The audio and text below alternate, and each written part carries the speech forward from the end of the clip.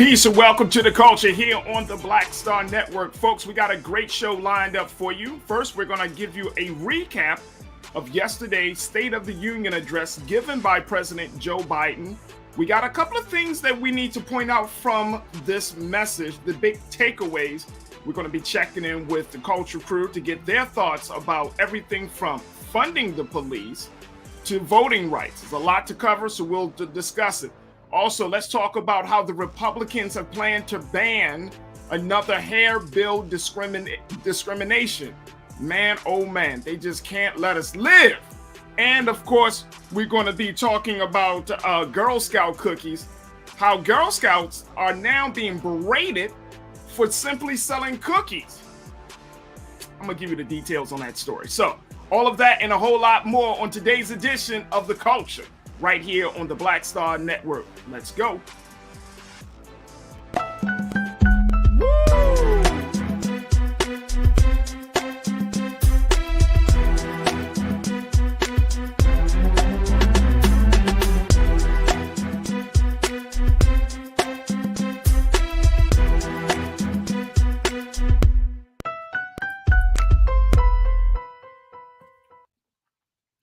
Welcome to the show, folks. Oh my goodness, so much to cover. First and foremost, let me just say this. I didn't get a chance to say it yesterday, so I'm going to say it today. We've been on the air for 30 days. Yes. Had a little technical difficulty, had some tripping up things, but I think we are in a very, very good place. So I just wanted to say at the very beginning of the show today, thank you for all of you for tuning in. I know many of you have questions about what the culture is going to be about, who's going to be on there, what type of conversations they're going to have, all of those things. But folks, we've been on the air for 30 days since February the 1st, the first day of Black History Month, and Black Star Network is rocking and rolling. And I'm just so happy to be a part of the lineup here on Black Star Network with Dr. Jackie and my big brother, Dr. Carr. And also we have, who else we got? We got Deborah. All of us just continue to make this thing work. But again, thank you for the great support that you have given to the culture over these past 30 days. This is a big, big milestone for us. So we thank you so much for tuning in each and every day, checking it out, being patient with us. But we are in a very, very good place, and we're looking to make history here on the Black Star Network and for all digital programming. So thank you.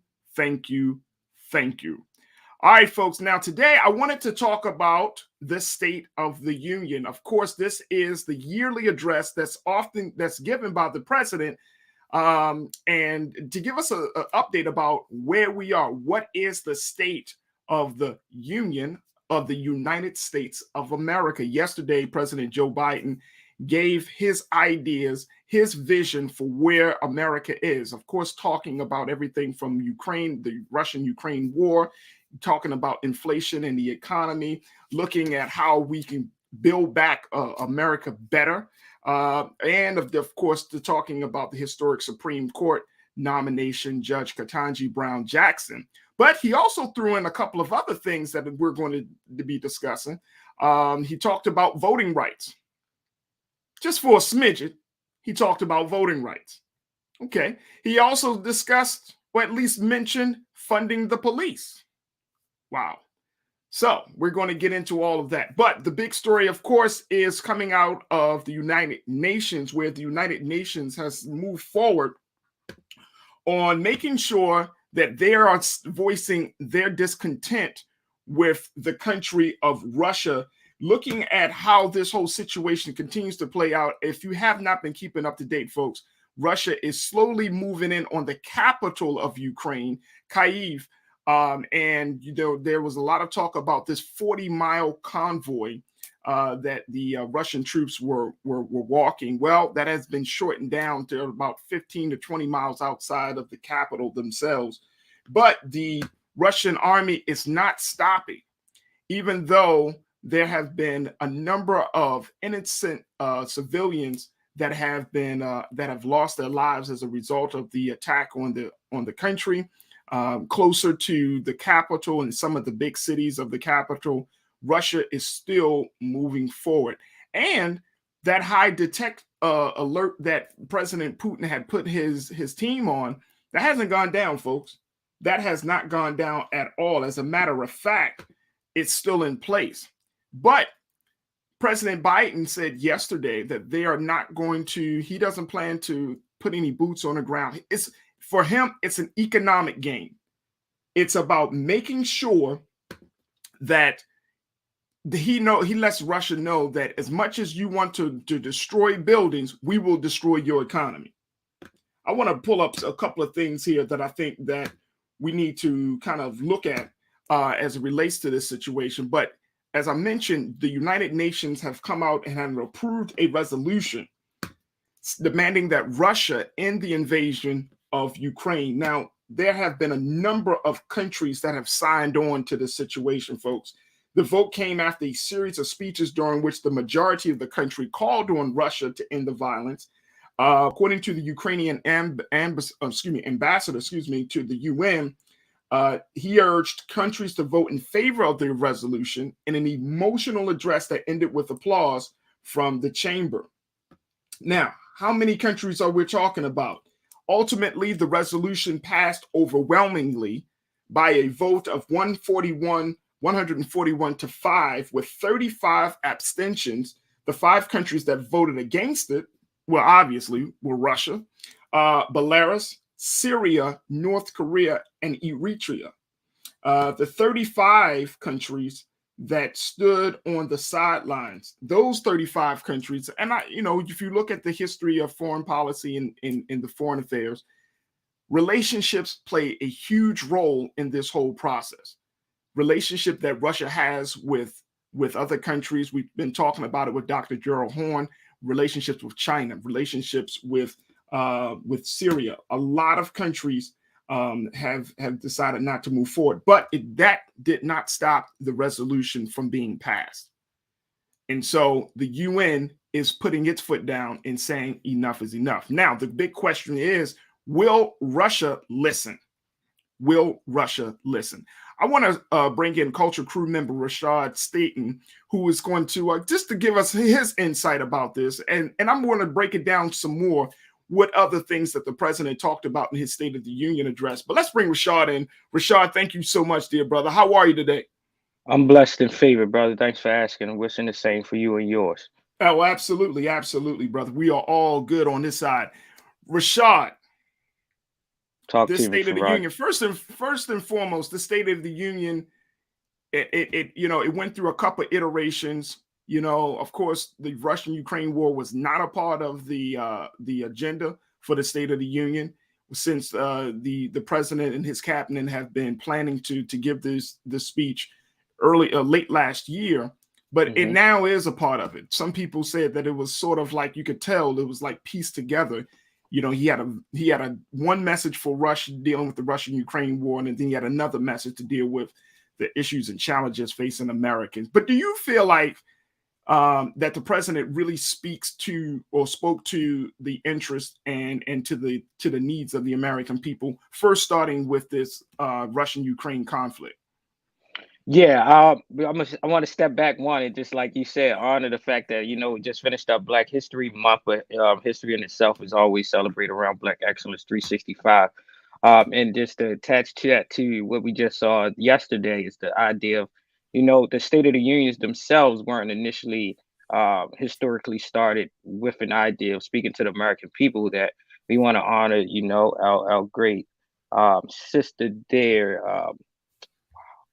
Which is the Black woman? What is her name? Mississippi Freedom Rider. Oh wow. What's her name? Not no. Okay. Nonetheless, like when we started the State of the Union, the sister there spoke of the historical analysis of what was happening down in Mississippi and down the South, and then President at that time took to the national stage to take her voice away by switching over to a State of the Union. And I think the same thing happened again yesterday with the emergence and the timeliness of the Russian Ukrainian conflict in itself, that President Biden had to adjust, right? That was not initially the onset of what the State of the Union was, but he had to address the people in itself. I don't think, from my personal stance, and I'm only going to speak of my proximity, I think that he didn't really speak to us as constituents and citizens of this world, of the United States, but he provided clarity of what our actual angle possibly would be, and that is to not put soldiers on the ground, but to try to impose some economic sanctions that will stifle the economic progression of Russia themselves as being a Hmm. powerhouse in the global economics and foreign policy. So that one in itself, him making that clear stance of what the direction of the United States and their role would be, I want to say ease my spirits just a little bit, knowing that we would not be putting, more likely at this current moment, putting bodies and spirits on the front lines to possibly, lose their lives, but us Yeah. using our economic power and our stance in this country, to force some type of moral obligation on those that are imposing on people's democracy, sovereignty, and livelihood. I think that's a great stance that America ourselves can take, right? And I think it provides a space of us as Americans to become more economically astute and how we use our tax dollars and what our tax dollars are actually being used in a global exchange around policy, democracy, sovereignty, and things of that sort. So I Yeah. think I like the idea that President Biden actually provided more clarity in that, and that we don't have to look forward immediately of an actual war and war infringements and us actually bombings or using our military to impose some type of military sanctions on them, but we'll be using our money and using our money to uphold some type of moral standards as a global power. Absolutely. And speaking of money, leaders around the world are saying that this conflict in the Ukraine is creating a humanitarian crisis. The Hmm. UN, for example, has already estimated that the initial humanitarian and refugee needs will cost. Check this out, brother Rashad. $1.7 billion. I'm speaking of with the B, folks. Billion. The UN Secretary General Antonio Gutierrez said that humanitarian agencies need 1.1 billion to fund emergency relief within Ukraine for the next 3 months. He also requested another 551 million to help pay for services for Ukrainians fleeing the country, especially in Poland, Hungary, Romania, and Moldova. 1.7 billion dollars. The UN Secretary General said that the money would help people access health supplies, safe drinking water, shelter, and protection. There's already an estimated 650,000 people who have fled Ukraine and entered the European Union countries since Russia invaded last week.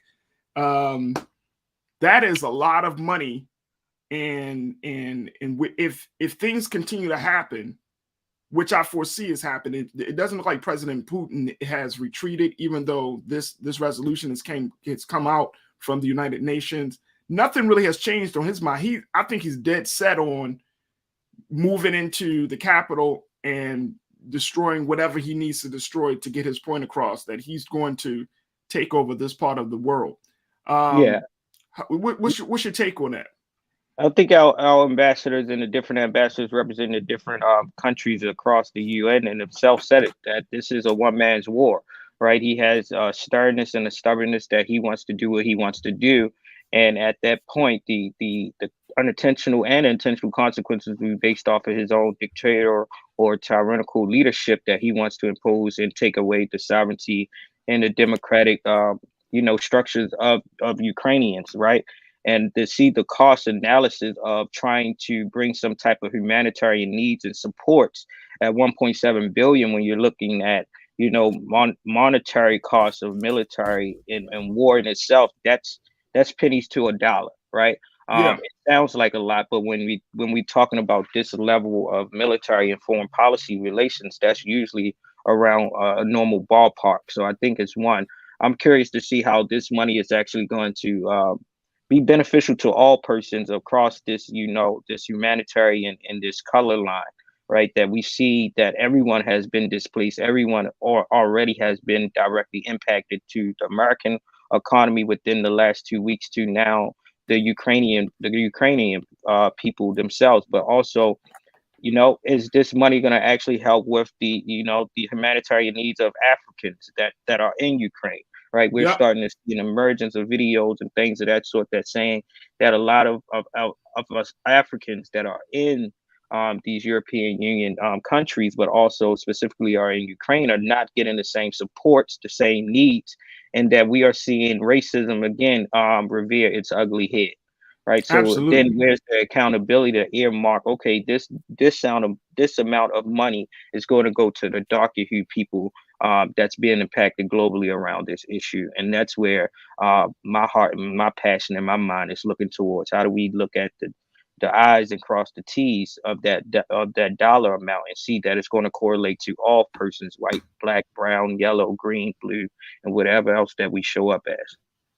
And we're going to continue to have that conversation, especially about our African brothers and sisters, those students who are, who have come from Nigeria and other parts of the continent. We'll have those conversations today, tomorrow. I want to personally make sure that people understand the context of why it's important for us to not just talk about what's happening in the Ukraine affecting Europeans, but then, like you said, the African student population, Indians who are coming Hmm. from who have gone to school in Ukraine as well. I mean, I was reading yesterday, Rashad, that Nigeria, the leadership, the political leadership in Nigeria was saying that there were about 16,000 of their students that are in Ukraine for study, from everything. And they're studying everything from medicine to engineering to science. Hmm. So they're adding to they're going to be coming out of these universities and these schools adding to society. And the big reason why they decided to go to the Ukraine to go to school versus coming to the United States is because of cost, Right. that is associated with schools there. So, I mean, we definitely need to have that part of the conversation, which I think is hugely important. But then when you look at how this whole situation continues to evolve, when Right. we are talking about that money cost, when you're talking about the number of troops, I mean, I don't know if you've seen the video of that 40-mile convoy. I mean, it looks like something from a movie. And it looks like the show of force that Russia is putting on this country. It will. I'm concerned, Rashad, and I've been saying this since this whole scenario got started. I'm concerned that the strong show of force that Russia is exemplifying is going to compel the United States to get involved Yeah. militarily. I agree. I agree. They're taking I a mean, firm stance. President Biden has kept on saying that this is Putin's war. He said it yesterday. He's been saying it. This is Putin's war. This was his choice. This was his decision. And so for me, I feel like it's about to get personal. It's about to get personal. You have all these economic sanctions. You got the UN who are put out this resolution. The president has said that he's not going to stand for certain things. He's not willing to talk to Putin at this point. I mean, I feel like it's just drawing us in. Yeah, I think it's a powder keg waiting to explode, unfortunately. And Putin is definitely taking his firm stance and showing his military power through visible representation, which is definitely a agitational approach to it, right? Trying to prompt these other military powerhouses globally to take a side on which table they're going to take. And even as we see in the UN and the resolution, those that were in favor versus those that were opposed, it's not like you said in the beginning of the show, it's not surprising because we see how certain countries in themselves have a interwoven relationship economically, and as well as how they are doing work in their natural resources and how that impose, the daily operations of their country, their people, and what they pride themselves in the different structures of governmental institutions there. But also those that have shown them their absenteeism in the resolutions themselves is that gray area. Where would they stand? We know where America is standing, and we know what the president has currently said that we will be continuously putting economic sanctions on, but when someone is showing their military power and their force with this long convoy of just military and moving closer and closer to the capital of Ukraine, it's going to cause someone to show their left hand as well in this poker game, right? And I hope that it's not just solely the United States ourselves that has to come in as a savior or a strong ally, because we know the allies or the potential allies that Russia can tap into. And if we have all 3 to 5 of these military powerhouses in themselves, then we possibly could see a World War III happening quicker than we know, regardless of the stats that the president has taken last night. So I think this is one that we're going to literally have to watch second by second, moment for moment, and look for an update when we wake up the next day. I agree with you. Rashad, we're going to take a quick pause. When we come right back, let's continue to talk about the State of the Union, folks. We're going to talk about voting. What did the president say about voting rights? I told you, remember yesterday, I said, look, if there is no other issue that the president needs to address. I mean, he had all of these things on his bucket list, but I said there has to be a mention of voting rights. I said it. You can go back and take a look at the video. I said it. But what did he say? And more importantly, do you think it's going to stand? Is it going to get the momentum started to restore voting rights in this country? Is it going to get the momentum to break up voter suppression laws that we see have cropped up all over this country in every single state? We're going to talk about that and a whole lot more. So stay with us. It's The Culture here on the Black Star Network.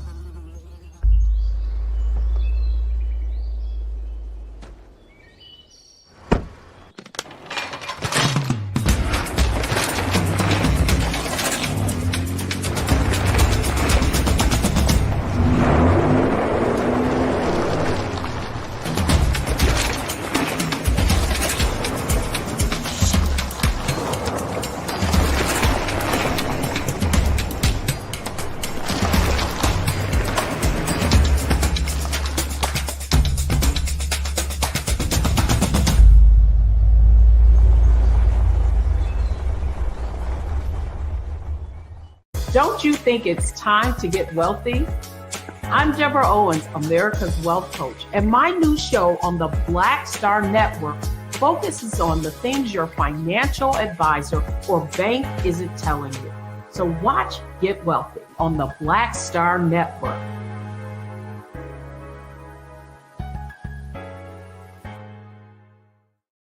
Pull up a chair, take your seat.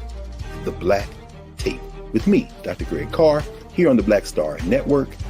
Every week, we'll take a deeper dive into the world we're living in.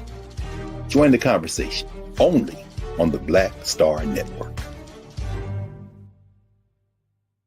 Hi, I'm Dr. Jackie Hood Martin, and I have a question for you. Ever feel as if your life is teetering and the weight and pressure of the world is consistently on your shoulders? Well, let me tell you, living a balanced life isn't easy. Join me each Tuesday on Black Star Network for A Balanced Life with Dr. Jackie.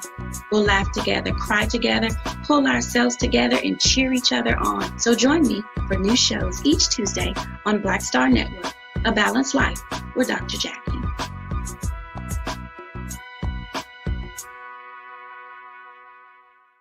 Folks, Black Star Network is here. Hold no punches. I'm real revolutionary right now. Support this man, Black Media. He makes sure that our stories are told. Thank you for being the voice of Black America, Roland. Hey, Black, I love y'all. All momentum we have now We have to keep this going. The video looks phenomenal. See, there's a difference between Black Star Network and Black-owned media and something like CNN. You can't be Black-owned media and be scared. It's time to be smart. Bring your eyeballs home. You dig?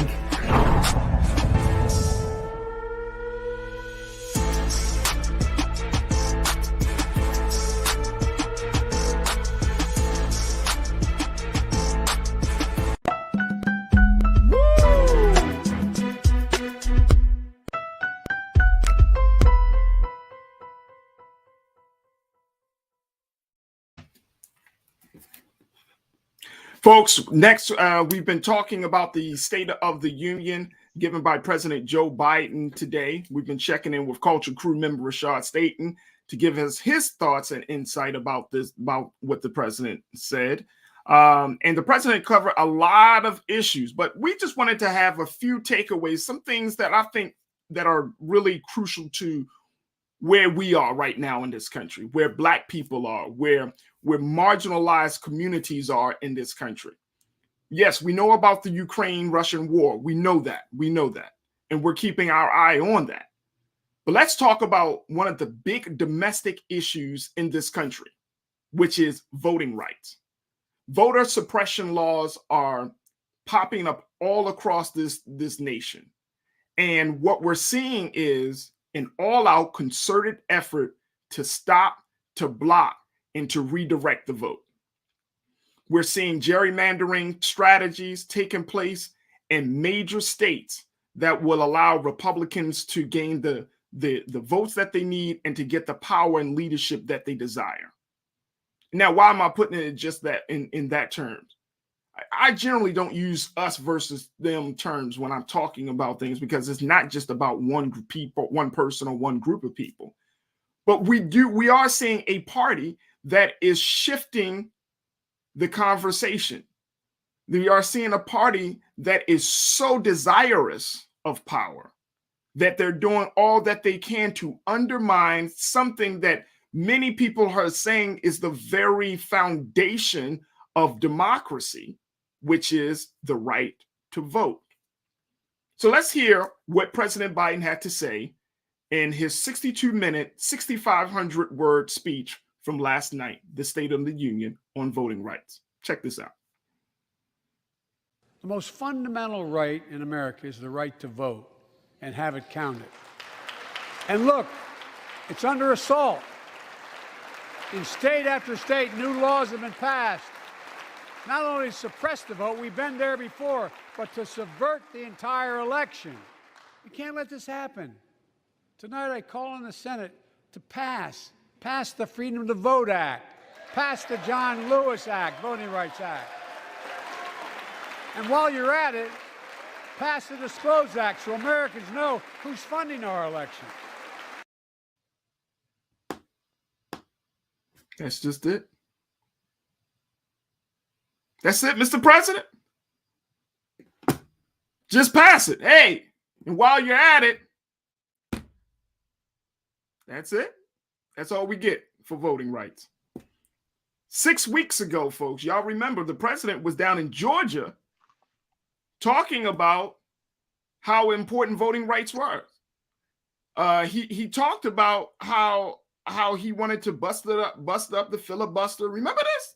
6 weeks ago, he stood on the campus of HBCU, right down in Georgia, right in Atlanta. I think it was Spelman College, talking about the importance of the vote.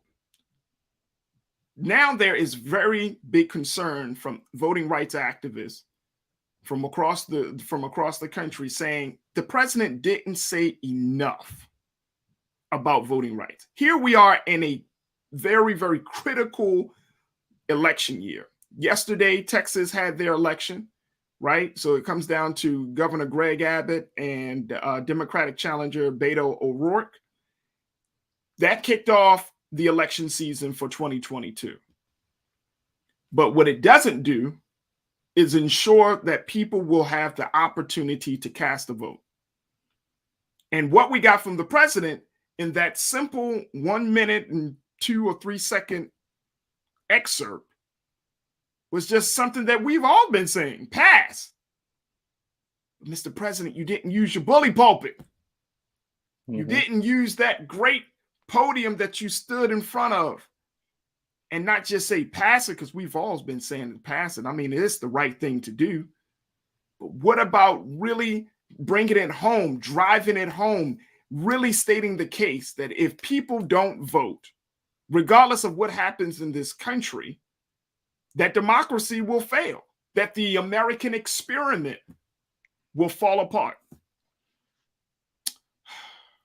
I think it was a missed opportunity there, folks. I want to check back in with Culture Crew member Rashad. Rashad, again, it's a missed opportunity, like you said. Huge missed opportunity. Rashad, what I can't wrap my mind around. Speak your truth. Is this is supposed to be the fundamental exercise, and this is the thing. And let me. You worked on a college campus. You've been around young people. I've worked with young people. We've done the work of political activism for years in this city and across the country. One of the big things that we often, and this is what I personally done. Now, look, I tell people civic engagement is everything, right? You know, you have to become civically engaged. You have to get involved with understanding how your government works. You have to know who the sources of power are. You have to know the dynamics of power, all of those things, right? Correct. You ran for office locally to be a city council person. So you believe, but it's hard to kind of tout that. It's hard to believe if the president only uses about a minute of an hour and 2 minute speech to push something that is a critical, fundamental, infrastructure-based problem. Like vote. Yeah, he did exactly what I think his intentions was, to create a soundbite, right? And that's the complexity that has to be addressed and spoken on platforms like this one here, is to how do we hold our elected officials whom got these positions based off of our vote in what they offered as under their campaign and commitments, to hold them accountable to continue to be forward, but and be intentional in what they're actually professing it to the American people. To only use a minute and 7 seconds for what is the backbone and the foundation of American democracy, it's insufficient. It's an insufficient check that will bounce in itself, like Martin Luther King has said. So we have to now hold our elected officials accountable in the space where democracy itself is being questioned through military invasion globally. And we are having these same things happening to us nationally, to only commit out of an hour and 30-minute, State of the Union, only to give less than 10% of that time to the thing that creates the infrastructure of American democracy is insufficient and is unacceptable.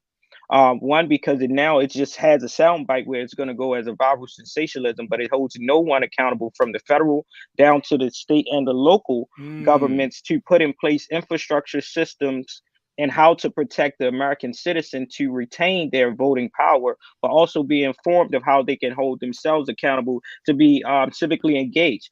One of the realities of it is this. From voting rights acts to state IDs to long lines to closing up lines to taking away the early voting, much of this can be imposed by our state government, right? So really, the president only this soundbite is just from federal power without any legitimate stepping stones and places put in action that he can use to impose back on our states, right? And then if our states governments and those that have control or some type of influence on our voter execution and exercising our rights, if they are not held accountable by the highest person or leader of this country, how can we as citizens then be obliged to hold them accountable when you didn't tell us the certain steps that we can do to make sure that these things are put in place? It was a soundbite with an insufficient fund that it'll eventually bounce back to, and that's what we need to address here.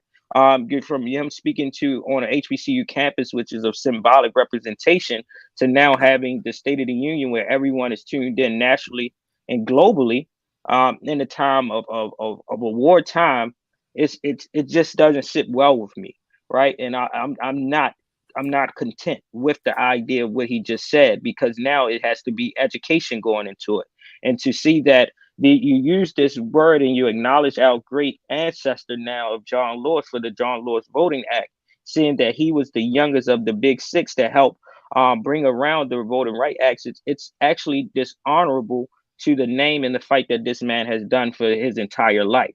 Yeah. Right. And to do it in a State of the Union, and to go back to what I said earlier, it's also it's disrespectful and honest of the great legacy of Fannie Lou Hamer, that if she wouldn't have used her power to speak on the injustices of voting rights and the systemic oppression of Black folks down in the South, and that gave birth to the States of the Union. Once she got up there and you heard the harsh truth of Black existence down South, that the president then jumped on during a fireside chat, that gave birth to what we have now, the State of the Union. It's to close out Black History Month, and to this man to use the name of John Lewis and only give a minute and 7 seconds. It's one of those ones where we're not going to be okay with just the bare minimum. We no longer can accept that, because it's affecting us every day. And our people need to know how to awaken and to lift up our civic engagement and insights, that it leaves a space of gray area that can only cause more frustration, disruption, and disrupt the democratic process. I think what they did was just impose other things that we wouldn't know how to position ourselves to regain our own power as citizens. No doubt. Let me just share with you just a little bit of the comments that we've gotten from our watchers. And folks, keep your comments going. I'd love to hear what you got to say on YouTube and Facebook. But Zoe Bing checked in and said, look, the State of the Union was a lackluster performance. I didn't hear anything new. He was regurgitating campaign promises. At this point, we all need more. And also Zoe said, I don't understand why Biden plays it so safe. What does he have to gain or lose? It was a soundbite that in another one of our watchers, Joy the Dancer, said, I agree. It was a soundbite. That's why the Democrats will lose in December. Man, Karina checked in and said, look, Biden appears to have an ignorant confidence that he can win without his base. I doubt he or the Democrats will ever learn to dance with the folks that brought them to the party. I like how you said that, Karina. Dance with the folks that brought you to the party. She also said, it's obvious they do not want to give us the legislation we demand. However, I raised the question if Democrats actually want to remain in power. That's a big question. That's a good question. Great question. It's a thought-provoking question. That's a great question. But I don't understand why he plays it so safe on this issue. You know what I'm saying? Like here's why I'm pushing on this real hard, Rashad, because for over the past year, this should have been the year of racial justice. Yes. This year, if President Biden had really stomped his foot down, put his foot down, and said, we're going to get some stuff done. This 1 year, after the year of 2021 and 2020, this 1 year could have been the game-changing year for racial justice. You got the George Floyd Policing Act. You got the voting rights issues. You got the conversation around, of course, economics and student loans and all of those things, but also more importantly around funding HBCUs. This could have been the year where if he would have just put really pushed hard on just those three things, HBCUs, police funding, and we're going to talk about policing in a minute, and Voting Rights Act, he would have black people. He would have black folks. Black folks would be like, all right, cool. Then your second year, you can push for the other stuff. Now, I get it. COVID-19 certainly disrupted some things. I get that. So you got to put some stuff, you got to put some things in there, which will help. That family tax, child tax credit will help. We know that. But this could have been the year where his administration, for all the bad press, the slow progress that they've been getting, this could have been a year where he could have changed the whole conversation. It now looks like going into his second year, he is just going to be more of the same. instead of being the progressive president that I think a lot of people were looking and expecting to have. But I thought that this could be the year. And if you want to get people to come to the polls, invest in their interests. Correct. If you want to get black, look, you wouldn't have to tell black folks to come to the polls if they got a police, they got a funding a bill that speaks to police brutality, or if they got a bill that protects their voting rights. You don't have to tell black people that. Black people, we come to the polls anyway. We would come out and drove like, no, that man is doing some work. Let's go to the polls. The Democrats wouldn't have to be scrambling in 2022 because why? You're investing in people's interests. I agree. One is like, where's the level of uncertainty coming from when you had 2 years leading up into your role in leadership as the president of the United States to hear the cries of the nation from every corner of the United States around the priorities that they're lifting up? Of course, restructuring policing in our communities, both rural and urban populous areas, but also voting rights acts and as well as education. Specifically to our historically black colleges. These have been resounding themes that have propelled our movements of the Black Lives Matter movement and all the other movements that we had, which is only a continuation of the civil rights movements, our Black Power movements and things of that sort, that, you know, the people themselves have did a rallying cry for him to be astute enough to receive what is being said. Why, like you said, have you not set any of those priorities into motion within your first 30 days to your first year to your second year? It's at a standstill of uncertainty, which is why most people at now is at an untrustworthiness of what the Democratic Party is doing for the constituents that have put them into seat. And it's showing us a reality that we can't just take sound bites and political campaign motions, but we got to be very diligent of whom and how and what they're going to strategically do to put in place, right? The GOP, like the comments have said, they have worked on their priorities. The Republican Party has taken a very unfortunate and stark stance, but where are the Democrats, and why is the Democratic Party so uncertain in which stance that they are, that they're playing this buck game of not willing to sacrifice, you know, the loss of certain things to gain the respect of the same people that continuously keep them in office. But it then puts us back as black and brown folks that, hey, if they don't get it right this time, we may have to reevaluate where our voting power goes to. And do we want to continuously get on this same train? Or do we want to look at creating other parties that we know are willing to work with us? Or even go into a space of renegotiation of what the Republican Party could possibly do for us and strip them of any of those particular conservative views that doesn't actually complement the view of us, right? And so look, and look, let me just throw this part in there, Rashad, as well, brother. This is something that I've learned, you know, going into community organizing. If you invest in the marginalized and the dissatisfied, if you invest in those who are put on the fringes, and your investment brings them into the mainstream, you are essentially helping all. Yeah, like people act as if you were to invest in interests that appeal to black people in this country, to the Native American community, to the Latino community, those communities that have often and traditionally been marginalized, that you're cutting other people out. If you help those who are disadvantaged and marginalized, you're helping the rest of the country move forward. And so it's mind-boggling to me that we're still fighting in 2022, even though we show up at the polls, even though we're showing that we can get involved.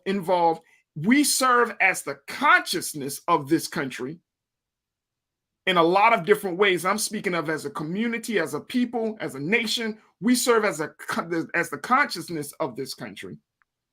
And yet, our interests, our needs are often overlooked, sidetracked, pushed to the side, put on the back burner. And it's getting more and more frustrating. And it's hard to tell people, go out to vote. Because why?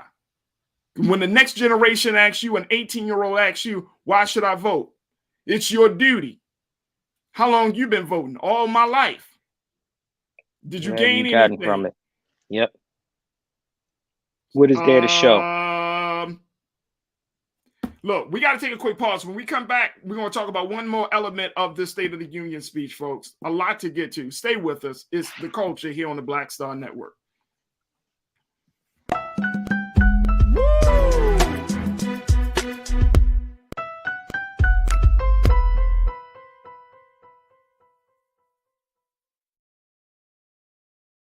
Don't you think it's time to get wealthy?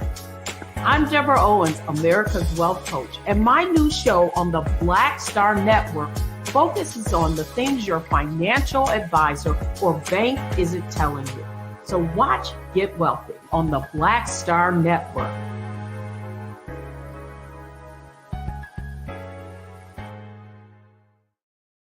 Hi, I'm Dr. Jackie Hood Martin, and I have a question for you. Ever feel as if your life is teetering and the weight and pressure of the world is consistently on your shoulders? Well, let me tell you, living a balanced life isn't easy. Join me each Tuesday on Black Star Network for a Balanced Life with Dr. Jackie. We'll laugh together, cry together, pull ourselves together, and cheer each other on. So join me for new shows each Tuesday on Black Star Network, A Balanced Life with Dr. Jackie.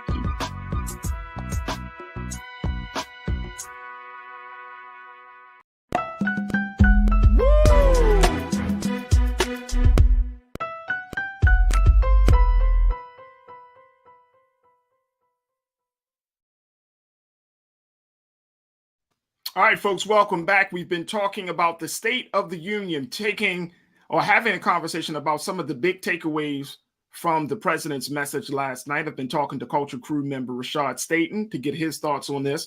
One of the big, and Rashad, I want to bring you back in. One of the big, and this is a tough one here. But one of the big things that the president did mention yesterday was funding. Not defund, but funding the police. Check this out. I know what works. Investigating crime prevention and community policing, cops who walk the beat, who know the neighborhood, and who can restore trust and safety. Let's not abandon our streets or choose between safety and equal justice. Let's come together and protect our communities, restore trust, and hold law enforcement accountable.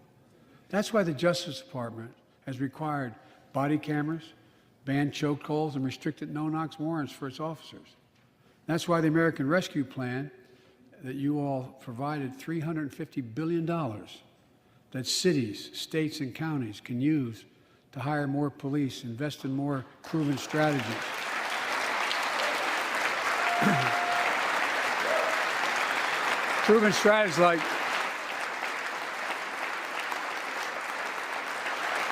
Proven strategies like community violence interruption, trusted messengers, breaking the cycle of violence and trauma, and giving young people some hope.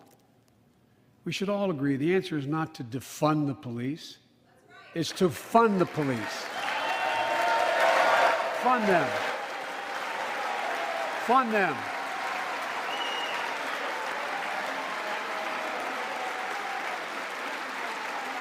Fund them with resources and training. Resources and training they need to protect our communities. I ask Democrats and Republicans alike to pass my budget and keep our neighborhoods safe. And we'll do everything in my power to crack down on gun trafficking, of ghost guns that you can buy online, assemble at home, no serial numbers, can't be traced. I ask Congress to pass proven measures to reduce gun violence. Pass universal background checks. Why should anyone on the terrorist list be able to purchase a weapon? Why? Why? And folks, ban assault weapons with high-capacity magazines that hold up to 100 rounds. You think the deer are wearing Kevlar vests? Look, repeal the liability shield that makes gun manufacturers the only industry in America that can't be sued. The only one. Imagine had we done that with the tobacco manufacturers. These laws don't infringe on the Second Amendment. They save lives.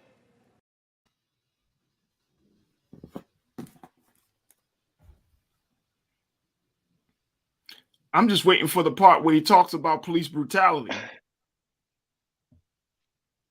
I'm just waiting on the part where hey, Rashad, I'm just waiting on the part where he talks about the George Floyd Justice and Policing Act. That's the part I'm waiting on. Oh, I get it.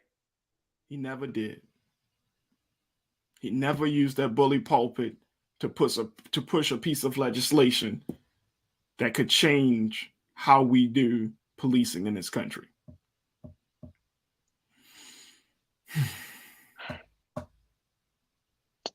So that makes two out of two for that one. Missed opportunity. We 0 for 2 right now, Rashad. We 0 for 2. I'm gonna say one thing around this, and I'm gonna use this one term. It's a factoid, right? It's a false fact that presents itself as truth and reality. One is what he said as we talked about fund. So let's be clear. When our activists and our leaders are talking about defund the police, they're not simply saying strip the law enforcement agencies of zero operational budgets and things of that sort. They're saying, how can we properly reallocate some of the large funding that our law enforcement agencies receive in comparison to other public agencies and institutions and work and programming to better service those that he said are trusted leaders, are trusted partners, are safe havens to do the impersonable work across our communities to build respectability, to build trustworthiness, to build a sense of identity, and to build a sense of safe and healthier communities, that we don't have to expect our law enforcement personnel, staff, and officers to do the work, to be therapists, counselors, frontline workers, first responders, and things of that sort, when we can empower and use some of that funding to go to the people that have the passion, the commitment, and see people as human and have received the trainings, but also to use some of that funding to go towards intentional training around cultural sensitivity, the humanitarian of Black and brown folks, and to see how they can work and see each other outside of the badge when they are policing our communities. The president himself said we could need officers to continuously to walk the beat. Those that are understanding and aware of history, walk the beat itself is a racial term that correlates back to counting Black bodies on a plantation or in an industrial prison complex and making sure that your body is where it belongs to be, and for you to not move out of your place that they expect you to be. And when you do so, you are now deemed criminal. That term in itself is a buzzword that needs to be pushed out of our vocabulary, and it should not be perpetuated by anyone that is of leadership of this country. All right, so look, we only got a moment to kind of to reel this in, but I will say the president said something, and to your point, Rashad, the president said this last night: let's not abandon our streets or choose between safety and equal justice. Mr. President, we're not choosing between safety and equal justice. Congress is. Oh, we're not choosing between safety and equal justice. The police are. That's not for us to hear. That needs to be said directly to the institutions that do that. Because the people, we're not telling the police, hey man, no man, treat me differently because I'm Black. No. That's what police departments do. Now, I'm not for, the falsehood. And I think with the way you describe the whole defund the police movement is spot on, Brother Rashad. And I'm not for anything outside of that. But let's have a very realistic conversation. The president is talking about guns, the type of guns. Again, off the mark. The big conversation that has been plaguing this country for the past 2 years has been the treatment of Black people by law enforcement officers. That's the conversation. The State of the Union, you said it, Rashad, biggest platform in politics, right? That's the Super Bowl of politics in a so to speak. That could have been used to say, hey, we need to get back to George Floyd bill. Because guess what? Black people are still being abused and mistreated by police. It's still happening. It hasn't changed. So this is not for us to take on. This is not the burden for us to take on. We're the constituents. This is the burden for those institutions to take on. And I was disappointed that the conversation went way off of the fact that we don't have any code or any codified policy in place to start checking this crazy ass behavior that we've been seeing coming from law enforcement agencies that are designed to protect and serve. We don't have no policy to regulate their behavior. Won't put more money into police departments or hire more police. Then you talking about training them. That the training isn't the problem. It's the thinking. It's the choice to choose between safety and equal justice. Rashad, I gotta let it go right there, brother. But I know you got to jump off, and I appreciate your time with us today. Thank you so much, big brother. And God willing, we'll be talking to you soon. As always for the culture. Absolutely. All right, folks, got to take a quick pause. When we come back, let's shift gears. I'm going to share with you what the Republican Party is doing to keep discrimination of hair rocking and rolling in this country. We'll be checking in with Culture crew member Nira Muhammad. Stay with us. It's The Culture here on Black Star Network.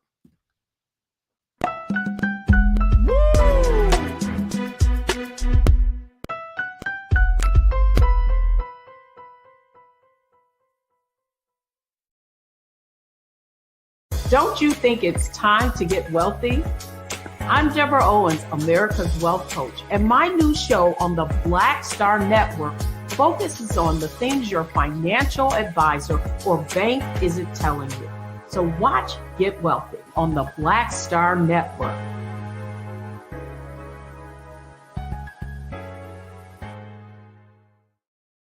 Hi, I'm Dr. Jackie Hood Martin, and I have a question for you. Ever feel as if your life is teetering and the weight and pressure of the world is consistently on your shoulders? Well, let me tell you, living a balanced life isn't easy. Join me each Tuesday on Black Star Network for A Balanced Life with Dr. Jackie. We'll laugh together, cry together, pull ourselves together, and cheer each other on. So join me for new shows each Tuesday on Black Star Network, A Balanced Life with Dr. Jackie.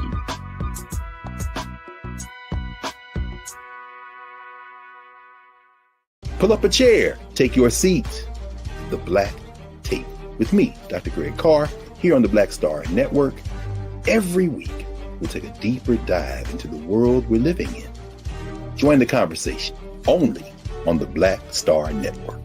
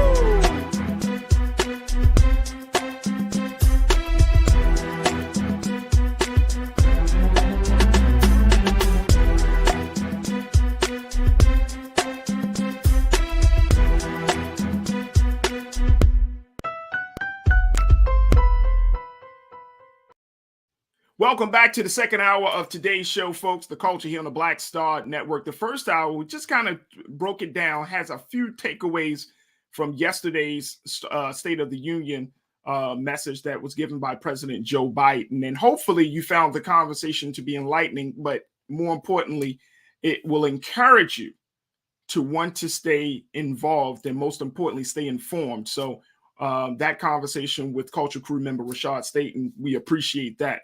But I want to shift gears now because there is another conversation, or rather issue, that's on the table that we've been talking about this for a while. And it looks like on Monday, it has been stalled. This is the effort of getting the Crown Act passed. The Crown Act deals with banning racist hair discrimination that you see in the workplace, that students sometimes get in schools. And so this act, which would help to and give Black people, particularly Black women, an opportunity to express themselves, to be themselves. A young brother like myself, rocking some locks, I won't be discriminated against by any employer or anything like that. This bill would have helped to kind of clear the path for that level of expression to happen. However, this past Monday, the last day of Black History Month, the Crown Act failed to pass the House with a needed 2/3 majority as part of an expedited voting process, with 235 votes for and 188 votes against the bill. You want to know who voted against the bill? All Republicans, not joking. Democrat Representatives Bonnie Watson Coleman of New Jersey, Barbara Lee of California, Gwen Moore of Wisconsin, Ayanna Pressley of Massachusetts, and Ilhan Omar of Minnesota, all Black women, said in a statement that they will ensure it gets brought back up for a vote through a longer process that would need only a simple majority to pass. Let me show you what this statement from Representative Bonnie Watson Coleman said as she tweeted this message after the bill failed to pass. She said, quote, "We will bring the Crown Act back and pass it with a simple majority. We won't allow Republican antics to stand in the way of Black people having the right to live as their authentic selves." Had to bring in our dynamic, culture crew member, Nira Muhammad, on this one. Got to bring my wife on this one, y'all. She is an author. She is an educator. You can see her in the classroom. And she's also the host of Queen Talks with Nira Muhammad podcast, heard on all streaming platforms. Nira, thank you again for being with us today. How are you? I'm tired, but I'm here. I'm here with my big hair, my big inappropriate African hair. Big inappropriate African hair. When you look at this situation, when we look at how you are, first and foremost, I mean, one of the things that I have learned about, one of your passions is self-expression, right? Being authentic to yourself. You always, and as long as I've known you for the past 400 years that we've known each other, you've always encouraged both girls and women to be themselves authentically, right? Don't hold back. And you yourself, you've been living your best authentic life as well. But to see that your a person's authenticity, to see that their personal expression can be politicized and even thwarted by just by policy and legislation, how does that make you feel? Because I feel like that doesn't happen too much for men, even though Crown Act, of course, cover men's hairstyles as well. But sure. I see a lot of it happening, that level of interruption happening for women, it's particularly Black women. Yeah, I mean, to be honest, growing up, I ran away from my natural curly hair for so long. I never wanted to wear my hair curly. I always wanted it to be straight. I wanted to look like the girls that I went to school with. I know for me growing up, I grew up in Arizona. So my friends were either white or Mexican, and they always had straight hair. So I wanted straight hair as well. But I have like super curly hair, and I hated it. I literally cried and begged my mom, please straighten my hair. Please straighten my hair, to the point where I over straightened it, over processed it. My hair fell out, so many different things. So it took years for me to get to a space where I was actually comfortable just wearing my natural hair. And I think a lot of Black women can attest to that as well. And even Black men can attest to that, where we've always felt like, oh, I need to have my hair this way. I need to look this way because I need to look good for a job. It's the same thing with tattoos. I can't have this tattoo or I can't have this piercing because of my job. And again, like you said, this is geared toward Black people. I know as an educator, the last school that I worked at, there were white teachers, white women who had purple hair, who had pink hair, who had blue hair. And it was seen as cool. It was trendy. But if you see a Black woman wear purple hair or pink hair or blue hair, oh, that's ghetto. That's not professional. You shouldn't show up to work that way. So those double standards are there. They are so prevalent. And I definitely think that we need to address it. I'm actually sitting here feeling like that R in Republican needs to be changed to racist. Because at this point, you're a racist. These policies are racist. To tell us that we can't wear our hair in our natural state is racist. There's no other way to put it. If you're a Republican at this point, you're a racist. I'm not finding a line that divides a racist and a Republican. Where is it? You know, I mean, and that's a harsh term that the people try to shy away from there, and you know racist. That, you know, but I it's hard to not see your not feel your sentiment and see your point on that, because a person's hair should not be public policy. It's my hair. It's your hair. It's coming out of your scalp. You know, it comes out of my head. What do you want me to do? Well, I want you to go get Madam C.J. Walker's perm, burn out your hair, and look like so that you can look like a white woman. But then white women are going to turn right around. It's all right. White women are going to turn right around, and they're going to get braids, and they're going to get lip fillers, and they're going to wear big hoop earrings, and they're going to try to talk like Black women. We talked about this even with Aquafina. Every other culture and every other woman, they want to mimic Black women until they don't. Yeah. And this is the part about, and this is the slippery slope. This is the part that I think that is the most concerning. That if you start to try to politicize and legislate a person's natural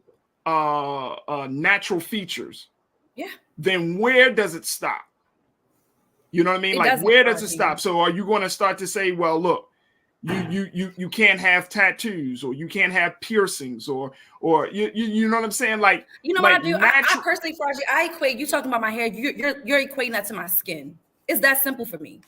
You're equating my hair to just being Black. Period. I don't think there's any other way to sugarcoat it. This is to say, oh, because you have natural curly hair, or because you have braids, you can't get a job. That's insane. That's absolutely insane. So you're not going to tell me I'm not a better teacher than half the white women that I know. You're not going to tell me that. Just because my hair is curly. You're not going to tell me that. I don't care. Like, I mean, it's really insane. It's so insensitive. It's one of those topics that it's even hard to talk about, because you really get so pissed off with the fact that we have to beg to be ourselves. In 2022, we are begging to just be ourselves. To just show up as my natural, authentic self. I gotta beg for that. I have to get policy written to be myself. Racist. That's it. And so, you know, when we look at this, by you also being an activist and advocate, you know, what would you say there is some of the best ways that folks can start to fight against this? Like, we've seen this in the halls of Congress, where never pick up a piece of straight hair. What you gonna do? You're gonna fire every last one of us? Yeah. What are they gonna do? Yeah. We already have shortages thanks to COVID in many fields, whether it's in the medical field, education. Oh my gosh, how many teachers are leaving the classroom? So you're gonna fire? Well, one, I don't have those issues as a teacher, but it's just the thinking behind it. We gotta start. I'm sick of Republicans, Farajii. It's like, I'm just genuinely tired of Republicans. There's no other way to put it. I'm tired of them. I want to destroy the Republican Party, to be honest. I want to dismantle. How can we do that? That's what I want to know. How can we dismantle the Republican Party, the racist Republican Party? Because that's what it's turned into. And it's hard. That's not the Republican Party that Abraham Lincoln was a part of. That's not. No, wait a minute. Hold on. You know history like I know history there, and you know that Republican Party that Abraham Lincoln was. That thing been dead. No, that's what I'm saying, because Democrats started out, that was the South. Right. You know, racist, they were Democrats. It's flipped. And that's insane. This is not the original Republican Party. At this point, every single thing damn near that comes out of Republicans' mouth is horse shit. I can't even put it in a prettier way. I'm sick of it. I can't even be nice. I'm so fed up. I'm so emotional about this. I'm turning into Iman at this moment. And you know, I'm more level-headed than that. But when you talk about the fact that I have to teach my daughter, you know, to love her curls. I love to allow my daughter to wear her natural bush because I never want her to be ashamed of her curls the way that I was. Right. I hated my hair. I didn't start loving my hair, to be honest, until I was around 30. I'm 32.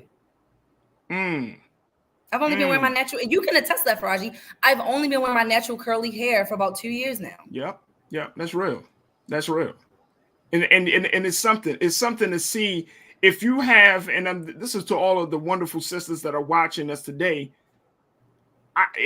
I know many of you have gone through, and I don't know if there's a name, you're better with those words than I am, dear, but I know many women have gone through like a hair evolution, you know what I mean, where you have to think and condition yourself.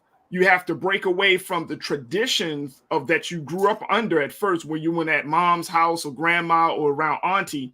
And then you got evolved, and then a better consciousness around your hair started to emerge, to where if you are a woman of 20 in your 20s, your 30s, certainly in your 40s, your expression is totally different than what your mother taught you, or what grandma taught you, or what auntie taught you. You know what I mean? That hair I think the evolution culture has changed. I think it's changed so much. I think you see more and more women. I mean, I change up my hairstyle all the time, but I just think back in the 90s, back in the early 2000s, I think it was just more popular to wear your hair straight. It was on the age of when, you know, getting a relaxer was in. Now, I don't really know too many women that even get a relaxer anymore.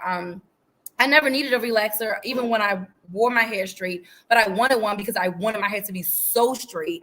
But then even still, like there were years after, you know, wearing my hair straight, I stopped using relaxers and I just flat on my hair. But again, we're damaging ourselves. We're damaging literally just damaging our hair, trying to be someone that we're not. And I'm not saying you can't wear your hair straight, because you guys know you'll probably see me next week with a straight hairdo because I switch it up all the time. But I want to be able to do that. I want to have the right to choose which hairstyle I decide to wear. Some days I want to go straight. Some days I want to go curly. Sometimes I want my braids. Sometimes I want my faux locks.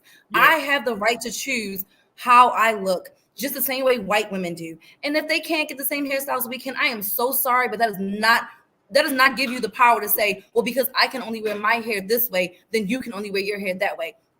We're not equal in that way. We're not. Yeah.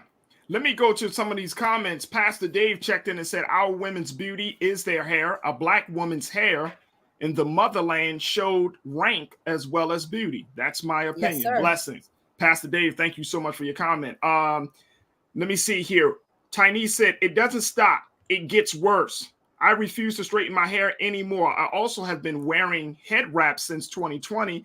And I double dog dare someone say something to me. I know that's right, sis. Me too. Me too, sis. Oh, because I'm gonna come back with it even bigger. I'm gonna come back with it even bigger. I'm gonna be right at the beauty supply store, coming back with it even bigger. Play with me. Yeah. So people have been checking in. Also, Rocking with the Truth said, I love my natural, kinky, coily hair and have been rocking it for 12 plus years. Amazing. And Oil Kings checked in and said, white supremacists always give the benefit of the doubt to other white supremacists. Oil King, thank you so much for that. Keep your comments coming, because one of the big things that I'm seeing around this whole hair issue, I mean, we have a Crown Act here in the state of Maryland, and one of our local legislators, she pushed forth for this legislation to pass, but to still be in 2022 and we're still in this place is really like mind blowing. And Farajii, yeah. Didn't we recently see a story about a little black girl? I think she was a mixed girl who had her hair cut by her teacher. Yeah. Yep. I'm going to jail because I'm whipping someone's ass. They cut my daughter's hair. Period. Period. Yeah. Same day. You're getting your ass. I'm going to. Be prepared for that ass whipping because it's coming. And look, but see, Wait a minute, but hold on. Now we've been talking about girls, but our son, of course, thing. Curly has hair. this beautiful, like curly fro going on. Does. You know what I'm saying? Looking like Hey, Miles you touch Morales. you cut my kid's hair, I'm gonna cut you. Cut for cut. What's up? I got my scissors. I'm ready. But see, look. Now here's the other thing. I mean, we can kind of laugh and joke, but then I do remember there have been cases and stories of, for example, and I forgot this young brother's name, but he was a wrestling. He was a wrestler in school. Cut. Yep. And he had his locks cut. And there has even been shows that spoke on this issue. I forgot the show that The Game in the new The Game. Oh yeah, with her daughter with tennis. Where her daughter whipping ass. Right. But see, here's the thing. How do we start to get the conversation from the individual level to an institutional level? Because just as much as you say, no, nobody going to touch my hair, my daughter and my son's hair, the institutions, school systems, employers, all of those things, all of those places, the message has to be sent to them that they do not have the right to infringe upon somebody's natural features. The fact of the matter is that we have to have this conversation is insane. I mean, natural features. We're not talking about additives. We're talking about someone's natural features. So if you don't like the shape of my nose, what do you think I should do? I'm not K. Michelle. I like my face. I'm not changing it for anyone. That's not happening. It's insane. I'm so sick of living in a world where beauty and hair and skin color is so important. Why is it so important? When did we get away from the heart being important? Or were we ever even there? I don't know, but I can tell you one thing, I'm not for it. And I think that this is an issue that we see more when we send our Black children to predominantly white schools. I don't see this as an issue in predominantly Black schools, especially because I work in predominantly Black schools where, we're always encouraging each other's hair. But I will tell you one thing, I did have an Asian woman come up to me and she in school and she's like, I love your hair, and touched my hair. And I looked at her like she had two heads. So I think we do have to be and I saw it happen the other day. A white woman touched another woman's hair, and I was like, the girl didn't respond. I said, oh, she's not Black, because we would have been like, you never touch a Black woman's hair without permission. Even my students, I had a student, his hair looked I just wanted to touch it, but I asked, can I run my fingers through your hair? Sure, Miss Muhammad, but you asked before you touch someone anywhere on their body, but to touch my hair without my permission, that's offensive. I am not one of those Black women that are sitting inside of a cage where you get to come around and look at me and touch me. I'm not an animal in the zoo. You will not touch me at all. Like you want to touch somebody like an animal's mane or something. I'm not it's offensive. You don't do that. Yeah. So sometimes we do have to say that to white people. Like, you can't just touch someone's hair, or Asian, because the Asian one that did to me. Yeah. I had to let her know, no, ma'am, don't touch my hair. Yeah. Ever. Yeah. And I think that if we, we're just getting out of Black History Month, we're now in Women's History Month. You talked a little bit about this issue, like in the school setting, but how do you start to cultivate a girl's love for her hair? Because girls are being exposed. They're being exposed to mass media. They're being exposed to family and friends that they might overhear, talking about hair. The girls, of course, girls are standing in the bathroom looking up at their mom, their sister, their auntie, their grandma when they're, getting themselves prepared. How do you start to really develop a love of a girl's natural hair? Where does that start, you think? So with my Queens in Training, which is a sorority that I started for 4th and 5th grade girls, one of the things that we did was I played a video about Black women and their hair. I believe the AKAs put this video together. I'm not sure, but I believe it was the AKAs. And they loved it. We watched the video. It had great music. It had all these styles. And we were just like discussing as we were watching it. Oh, I love that style. Oh, I wear that style. And then we just had a circle where we talked about our hair. They shared their experiences. They've shared negative opinions, negative comments that have been said about their hair, and also positive things. We took a moment to uplift one another. And then on the flip side of that, as a mom, I am always telling my daughter how beautiful her hair is. I am always making sure that I do her hair and express to her the importance of having her hair done and just taking very good care of it. And you already know my daughter is a straight diva. When I go to put her shirt on in the morning after doing her hair, she's like, don't mess up my hair. And I'm like, I got you, sis. But I'm instilling that in her. She loves her hair. I'm like, look at your girl, look at your curls. Yes, your hair is so thick and beautiful and full. It's the language as well. What type of language do we use when we talk to our children about their hair? How do we describe it? Are we saying your hair is so nappy? I would never say that. It's beautiful, it's thick, it's full. What words are we using? So I think that's very, very important. Up in our vocabulary, instilling that self-love in our children, it starts at home. So that when she goes out into the public, the moment someone says something negative about her hair, she's gonna look at them like they lost their mind, and she's gonna correct them. I know you're not talking about my hair, not this beautiful God-given hair. Mm-hmm. You lost your mind, right? But that starts at home. Yeah. I mean, we one of the things of course, like I'm so happy to see that there are like books. Of course, we can kind of go back to the great we have so many of those hair love books. Hair love books. Gosh. Hair love. We have Crown. Actually, is a book called Crown. We have about 5. I know in our personal library, we had at least like 6 books. I have Cool Cuts for boys. It goes through just all these different hairstyles for Black boys. That same exact author. I know her name is Michelle something. I can't think of right now. But she has a book called Cool Cuts, and then she has another one for girls. And every page, and it just shows Black children, different skin tones, different hairstyles. And it's just really, really fun, really, really cool. I've actually read them on Booking with Mommy and Nigel on YouTube. So yeah, if you want to read the book, my son and I read them on our show, Booking with Mommy and Nigel. So you guys can check out Cool Cuts. And it's just a really great book to get him excited and get your kids excited about that representation and seeing themselves. So I love that you said that, Farajii. Even shows like the Proud Family, all the characters in the Proud Family have different hairstyles. They are showing you Black excellence, showing you that Black children are colorful. We are so different. Some of the kids have braids. Some of them have locks. You know, they wear just different styles. So that representation is so very important, and you have to start early.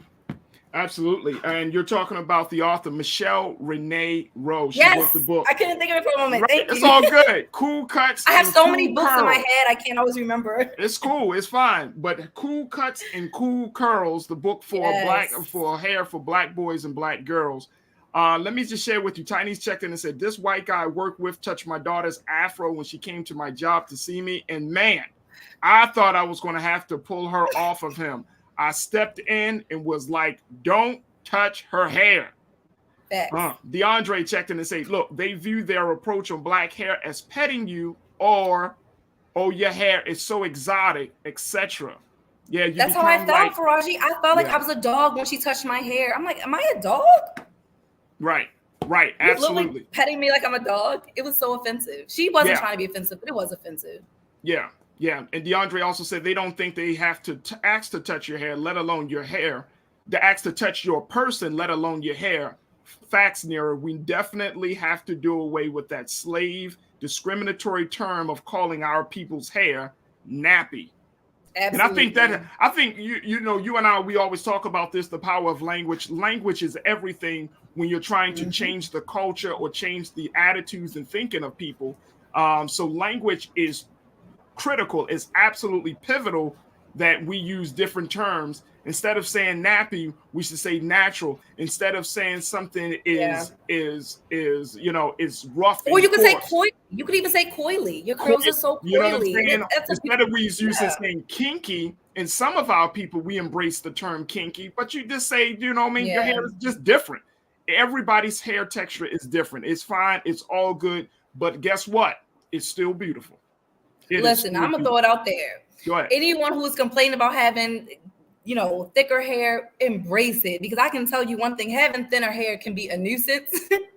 Like so much, love your hair. It is beautiful. Like you are beautiful.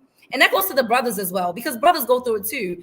Brothers like to do their different styles too. You guys do your cool cuts. You guys wear your locks. You guys wear, long up top and, cut on the sides. I mean, even your styles. Sometimes we put the stars in Nigel's hair, all of those things. So this is not just about women, but this is as much about Black men and boys as it is about Black girls and women.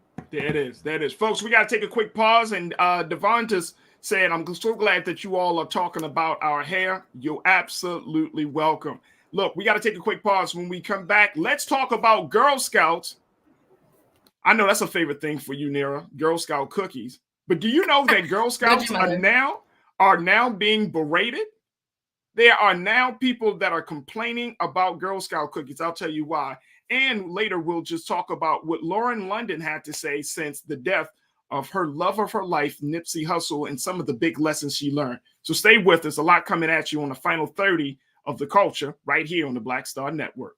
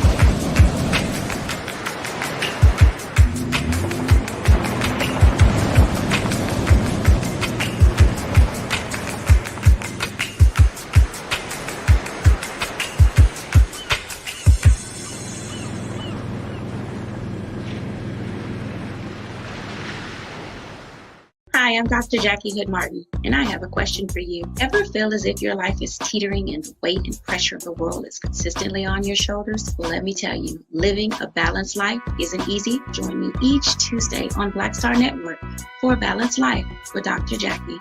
We'll laugh together, cry together, pull ourselves together, and cheer each other on. So join me for new shows each Tuesday on Black Star Network, A Balanced Life with Dr. Jackie.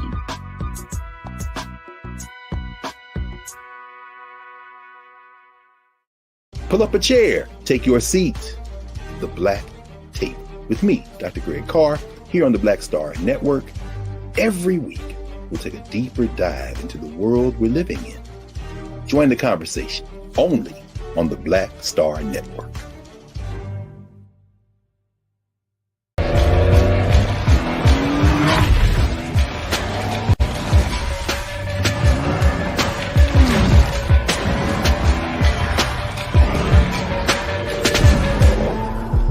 Folks, Black Star Network is here. Oh, no punches! I'm real revolutionary right now. Support this man, Black Media. He makes sure that our stories are told. Thank you for being the voice of Black America, Roland. Stay black. I love y'all. All momentum we have now, we have to keep this going. The video looks phenomenal. See, there's a difference between Black Star Network and Black-owned media and something like CNN. You can't be Black-owned media and be scared. It's time to be smart. Bring your eyeballs home.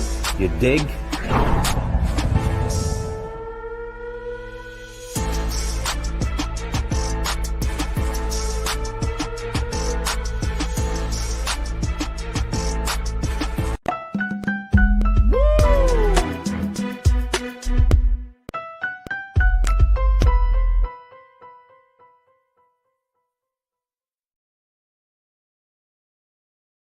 All right, folks. Well, it is that time of year where you get the opportunity to get some of your favorite treats from the little girls in those uniforms. Are they still green and brown? And, well, you know what I'm talking about. The little girls called the Girl Scouts. Apparently, folks, this time of year brings the Girl Scouts out.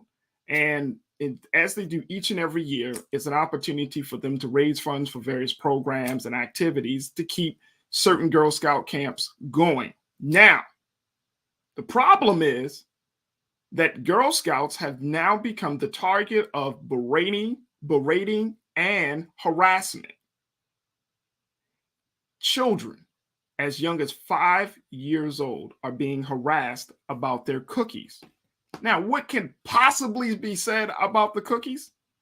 The fact that the cookies are unhealthy and that the funding from cookie sales is actually funding abortions, which is a lie.